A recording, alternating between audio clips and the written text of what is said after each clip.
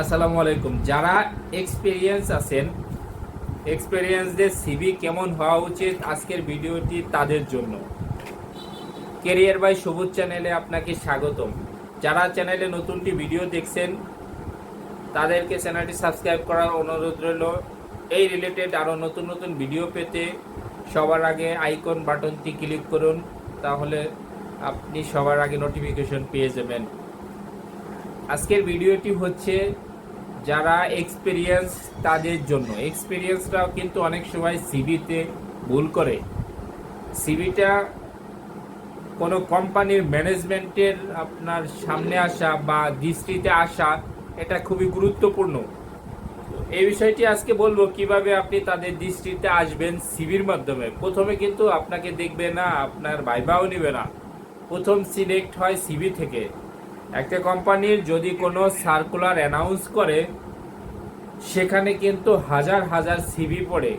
সেই হাজার হাজার সিভির মধ্য থেকে কিছু সংখ্যক মানুষকে তারা টেম্পোরারি সিলেক্ট করে, তারপরে ভাইবা বোর্ডের জন্য ডাকা হয়। ভাইবা থেকে সিলেক্ট করে দেন নিয়োগ দেওয়া হয়।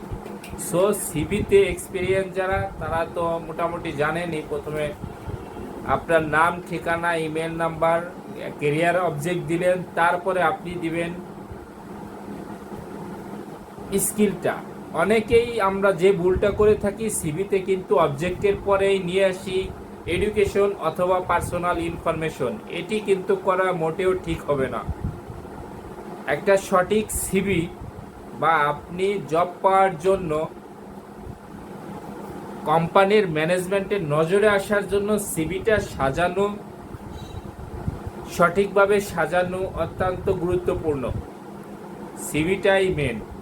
সো সিভিতে অবজেক্টের পরে আপনার স্কিল, আপনি কোন বিষয়ে দক্ষ, যেই পজিশনে আপনি অ্যাপ্লাই করেছেন ওই পজিশনের ভিতরে আপনি কি কি জানেন, সেগুলো আপনার লিপিবদ্ধ থাকা। এরপরে আপনার এক্সপিরিয়েন্স, আপনি কোথায় কোথায় জব করছেন, কোন কোন পোস্টে কি কি কাজ করছেন, এই সকল বিষয়ে স্টেপ বাই স্টেপ সাজিয়ে দেয়া। দেন আপনি কিন্তু এরপরে দিতে পারেন আপনার স্টাডি লেভেলটা, আপনি কোথা থেকে পড়াশোনা করছেন, রেজাল্ট কেমন, কী কী করছেন, এগুলো।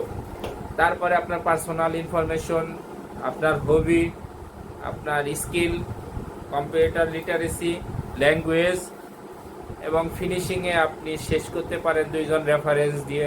তারপরে তো আপনার সাইন। এভাবে যদি সিভিটা সাজানো হয়, তাহলে দেখবেন আপনি খুব সহজেই জব পেয়ে যাবেন। সিভিতে যে জিনিসটা দেখে, আপনি যদি এক্সপিরিয়েন্স হন, তাহলে কিন্তু আপনার স্টাডি লেভেলটা কখনোই তারা আগে দেখে না। আপনি দেখে আপনার সিভিতে তারা এই জিনিসটি ফলো করে, আপনি কোথায় জব করছেন, কোন পজিশনে ছিলেন, আর আপনি কি কি কাজ পারেন। এগুলোর সাথে যদি তাদের ম্যাচ হয়, দেন আপনি সিলেক্টেড। এটি কিন্তু 2 মিনিটেই হয়ে যায়। তারপরে আরও কথা থাকে ভাইবা বোর্ডে কীরকম আচরণ করা উচিত বা কীভাবে থাকবেন। পরবর্তীতে এই রিলেটেড আরও একটি ভিডিও নিয়ে আসবো। আসসালামু আলাইকুম।